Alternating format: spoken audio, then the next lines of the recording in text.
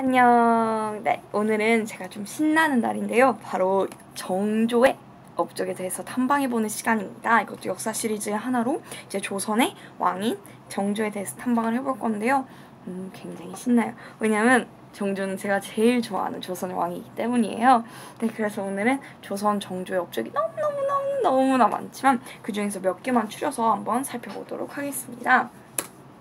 그래서 일단 두 가지 항목으로 한번 분류를 해봤는데요. 일단 첫 번째는 왕권 강화이고 그 다음에 두 번째는 경제 발달입니다. 이 왕권 강화, 경제 발달 두 가지 모두에 정조는 굉장히 많은 힘을 쏟으면서 여러 가지 업적을 이루었어요. 정말 이루 말하지 못할 정도로 너무나 많은 업적들이 있지만 그 중에서 몇 가지만 추려서 오늘 공부를 해보도록 하겠습니다. 일단 첫 번째로 정조의 왕권 강화 정책에 대해서 살펴보도록 할게요. 일단 그 전에 좀 더 기본적인 내용들을 말을 해보자면 일단 정조 같은 경우에는 왕세자가 아니라 왕세손이었어요.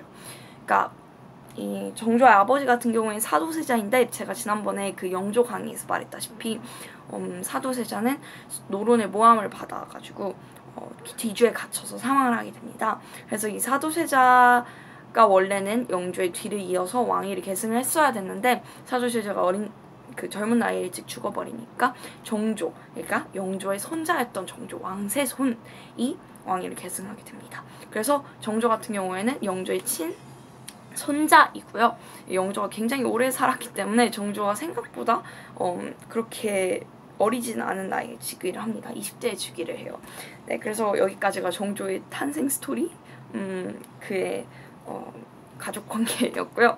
네, 그래서 이제부터 정조의 왕권 강화 정책을 한번 살펴보도록 합시다. 그래서 정조는 일단 할아버지가 영조이기도 했고 또 자신 또한 붕당 정치를 그렇게 긍정적으로 바라보지는 않았기 때문에 영조의 탕평책을 어느 정도 계승을 하면서 좀 더 발전을 이루기도 합니다. 그래서 일단 적극적인 탕평책을 추진을 해요. 그래가지고 능력을 중시하고, 그러니까 붕당을 중시하는 것이 아니라 무조건 노론만 뽑아 이런 게 아니라 능력을 중시하고 관료 정치를 강화합니다.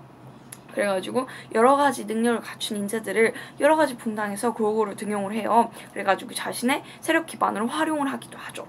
그렇지만 일단 탕평책의 한계는 여전히 존재해서 근본적 해결이 될 수는 없었어요.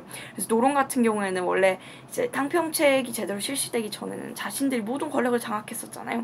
그래서 정조를 막 미워하고 여러 가지 암살 시도를 하기도 합니다. 그리고 또한 정조는 일단은 왕권을 강화를 해야만 뭔가 탕평책을 추진을 하고 적정 개혁 정치를 할 거 아니에요. 그래서 자신의 왕권 강화하기 위한 하나의 도구로서 장용영이라는 것을 설치합니다. 1785년에 장용영이 뭐냐면 국왕의 친위대인데요. 그러니까 쉽게 말하면 약간 바로 옆에 있는 군대 같은 거예요. 그래서 정조가 굉장히 암살 위협을 많이 받았기 때문에 그것으로부터 자신을 보호해주기도 하고 또 자신의 왕권을 강화시킴으로써 여러 가지 일들을 추진할 수 있게 해주는 세력 기반, 군사적 세력 기반이 되었습니다. 그 다음에 규장각을 설치합니다. 1776년에 이 규장각은 굉장히 중요한 기관이죠.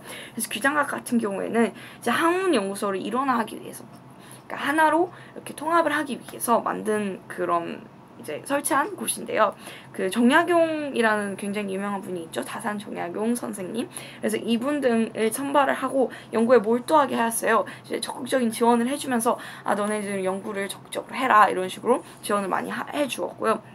그 다음에 또 이 당시에는 이제 홍길동 보면 알죠. 서울 그러니까 이렇게 양반 가문이 굉장히 힘이 세잖아요. 그래서 그쪽에 이제 그 대감마님이 있으면은 그분이 한 명의 부인만 있는 게 아니라 또 첩을 둬요. 그러니까 두 번째, 세 번째 부인들이 있는데 그들한테서 낳은 아들이 이제 서자라고 합니다. 그런데 이 당시 조선에서는 서자들을 굉장히 차별을 했어요. 그래서 정조 시대 전에는 이 서자들이 적극적으로 등용이 되거나 그러지 못하였고 또 과거 시험을 보는 데에도 제한이 있었습니다. 그런데 정조는 이런 것들을 이제 무시를 하고, 왜냐하면 차별이잖아요.